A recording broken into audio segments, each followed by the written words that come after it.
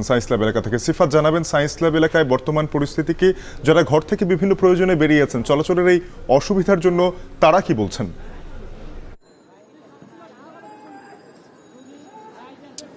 এইখানে যারা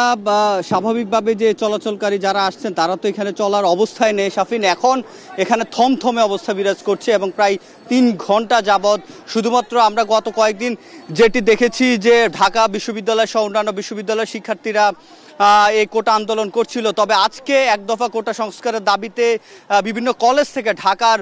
city college, নূর মোহাম্মদ এবং ঢাকা কলেজের যে শিক্ষার্থীরা অর্থাৎ কলেজ পড়ুয়া যে শিক্ষার্থীরা রয়েছে তারা আজকে তাদের যে কোটা সংস্কারের দাবিতে তারা মাঠে নেমেছে এবং এখানে নিউ মার্কেট কিংবা ঢাকা কলেজের পাশ থেকে ছাত্রলীগ যারা রয়েছে তাদের সাথে এ পাশে বিক্ষোভকারী যারা শিক্ষার্থী রয়েছে তাদের কয়েক দফায় ইতিমধ্যে ধাওয়া পাল্টা ধাওয়া হয়ে গেছে এবং ইট পাটকেল নিক্ষেপ চলছে এবং শিক্ষার্থীরা একবার এগিয়ে যাচ্ছে, আরেকবার ছাত্রলীগ এগিয়ে আসছে এবং আমরা যেটি দেখেছি এখন শিক্ষার্থীরা সামনের দিকে এগিয়ে যাচ্ছে এবং এই সায়েন্স ল্যাবে মোড়ে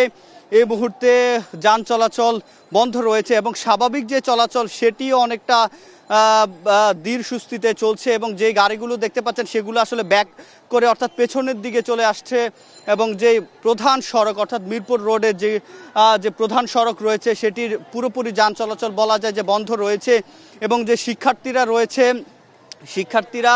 তাদের যে যৌক্তিক দাবি কোটা সংস্কারের সেটি কিন্তু তারা চালিয়ে যাচ্ছে এবং এই শিক্ষার্থীদের দাবি প্রেক্ষিতে আজকে এখানে প্রায় 3 থেকে 4টি কলেজের যে শিক্ষার্থীরা রয়েছেন যারা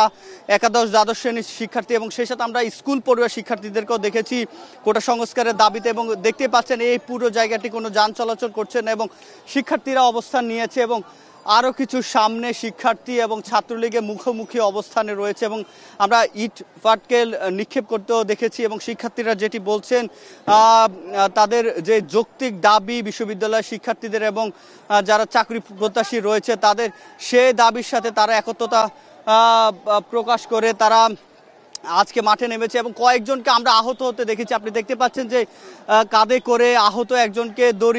দৌড়ে নিয়ে আসা হচ্ছে এবং এই যে শিক্ষার্থী যারা রয়েছে কিছুক্ষণ পর পরেই আমরা দেখছি যে তাদের সাথে ছাত্রলীগের যে ধাওয়া পাল্টা দেওয়া সেটি চলছে এবং শিক্ষার্থীরা যেটি বলছে তাদের যে ন্যায্য অধিকার এবং কোটা সংস্কার যে এক দফা দাবি আদায় সে দাবি আদায়ে শিক্ষার্থীরা অনড় এবং তারা বলছেন দাবি আদায় না হওয়া পর্যন্ত তারা মাঠে থাকবেন এবং যে রাজপথের যে লড়াই সেটি তারা চালিয়ে যাবেন এবং আমরা যেটি দেখছি যে সায়েন্স ল্যাবের আশপাশের যে সড়ক রয়েছে ঢাকা কলেজ কিংবা নীলক্ষেতগামী যে গাড়িগুলো রয়েছে কিংবা মিরপুর রোড হয়ে যে গাড়িগুলো যাবে সে প্রত্যেকটি গাড়ির যে চলাচল সেটি বন্ধ রয়েছে এবং শিক্ষার্থীরা তাদের যে কোটা সংস্কারের যে দাবি সেটি নিয়ে কিন্তু এখানে অবস্থান নিয়েছে।